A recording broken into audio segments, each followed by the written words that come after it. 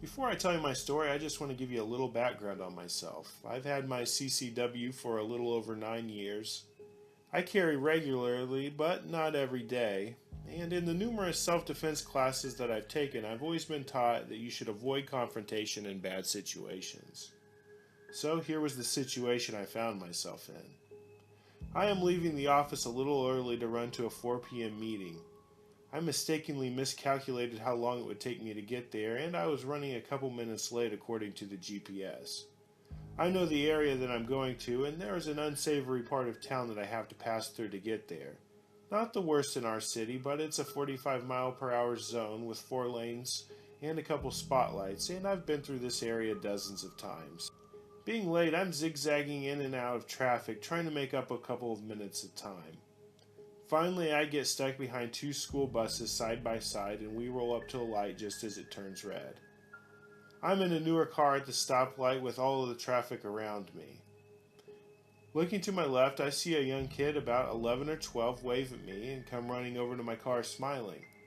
My first reaction is to check to make sure my doors are locked while he made his way over. My windows were already rolled up, and I pulled within inches of the bus in front of me, and I know there was a car right behind me. "Hey mister, I got off at the wrong bus stop. Do you have 50 cents I can call my mom to get home?" Now the kid looks very sincere and completely non-threatening, but I've always had a rule that I only donate to charities and not to beggars. 50 cents was no big deal, but I say no, sorry. He persists and gives me a "please, I just want to get home." I shake my head and say no. Suddenly my car violently lurches to the side and I hear my door handles being pulled on. I look over and see 2 large men trying to yank my passenger door open. I am in broad daylight in the middle of a crowded intersection with cars all around me. "Open your door, MFer, and get the F out." One of them jumps on my hood, moving across to my side. At that point, I grabbed for my Glock, which was in the side panel of the door, and brought it up with my left hand while reaching for my seatbelt release with my right. The guy instantly saw the gun and began to roll off, so I began to look for the other threat.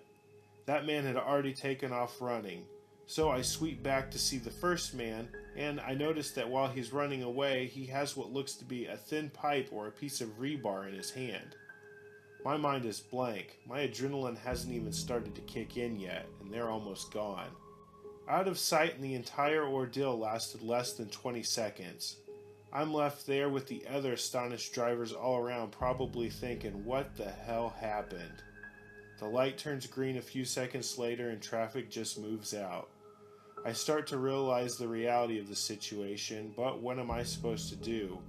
My mind goes back to the fact that I'm late for an important meeting, so I just drive forward and begin to take in what just happened. I put my gun away and debate on pulling over, but instead I keep driving. I dial the police on my cell phone while still heading to the meeting. I report over the phone that a child and 2 large men tried to break into my car while I was at a stoplight, but I was able to drive away. They asked if I could give a description and if I could stay in the area. I told them that I could talk over the phone, but there wasn't much else I could do, and they asked if I wanted to come in and give a statement. I simply declined, and the operator thanked me for calling it in as it was. I got to my meeting about 5 minutes late, and by that time the adrenaline and nerves had completely set in, but I got through everything okay without a problem. After leaving my meeting, I called my friend who is a CCW instructor and told him the story.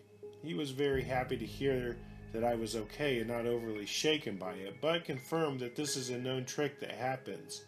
The kid distracts you, and then the big guys yank open the door and hop in, forcing you out, or in some cases the kid will kick your door really hard, hoping that you'll jump out of the car, and that's when they hit you in the head with the crowbar and leave you bleeding on the side of the road. If you don't open the door, they can smash your window and drag you out. I never would have expected this to happen on a busy road in the middle of rush hour traffic, regardless of the area. These guys were prepared and very fast.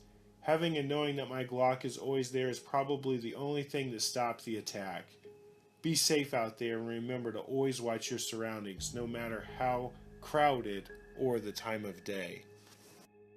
If you have an SHTF story that you'd like to share, please email me at reallifeshtf@gmail.com.